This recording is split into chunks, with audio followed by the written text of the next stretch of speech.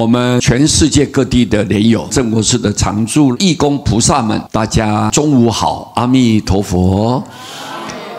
很高兴今天又是礼拜三了，大家一起共同合作来关心道场，里里外外打扫环境。你们的付出啊，天地都知道，所有诸佛菩萨非常欢喜的，都给你赞叹。那么利用这个时间，师父简单写这么一章来跟各位大家结个缘。树木没有经过日晒雨淋呢，不能长高啊，对不对？没有水的滋润，它怎么长高？没有太阳的曝晒，它长不高的，很容易就枯死掉了。所以树木都一定要日晒雨淋，它长得壮，很高大，很壮硕。各位，做人没有经过千锤百炼，你无法健全呐。人要经过刺激，经过考验，经过成功失败的阶段，这种磨练过来的人，他的生活体验很基础，不会说什么东西都不懂，什么都没有经历过的时候，往往稍微一点不如意，马上就一败涂地了。所以各位，我们做人也要千锤百炼，人家刺激你，喜怒哀乐，爱恶情仇，不管什么变化，我们都要经历过，好好的去锻炼过。有的朋友故意抹黑你、栽赃你、诽谤你、扯你的后腿，你有经过这些事情以后，你体会很深刻，你就不会东倒西歪，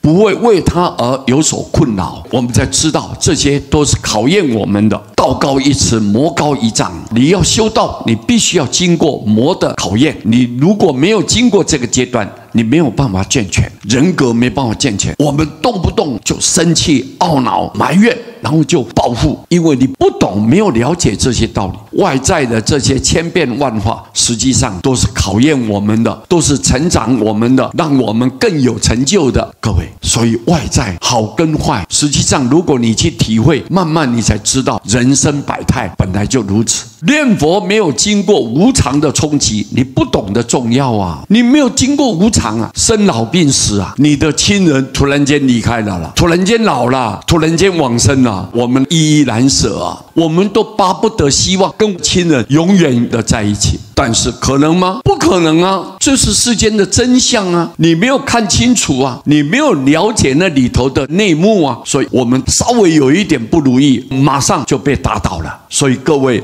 一定要经过无常的冲击。我们每一个人有成功，一定有失败；有好，一定有坏。你有来，一定有去的；有生，一定有死的。这就无常啊！你从你眼前看过的亲朋好友，我们一切都是这样子在循环的，我们就体会有一天也会轮到我身上。所以你看到别人死啊，我心热如火，不是热他人。看看轮到我，有一天我也会断气，会离开的，我也会舍报往生的。所以看到你爷爷、爸爸、奶奶、亲朋好友有这些变化，你如果没有经过这些变化，你不懂得念佛的重要啊！你不懂，原来人在受到创伤打击的时候，不如意的时候，求助无门啊，走投无路啊，在十字路口彷徨，进退两难啊，痛苦难当啊。这时候怎么办？佛菩萨讲，只要你能够念佛，光明马上当下就普照你，一切就逢凶化吉，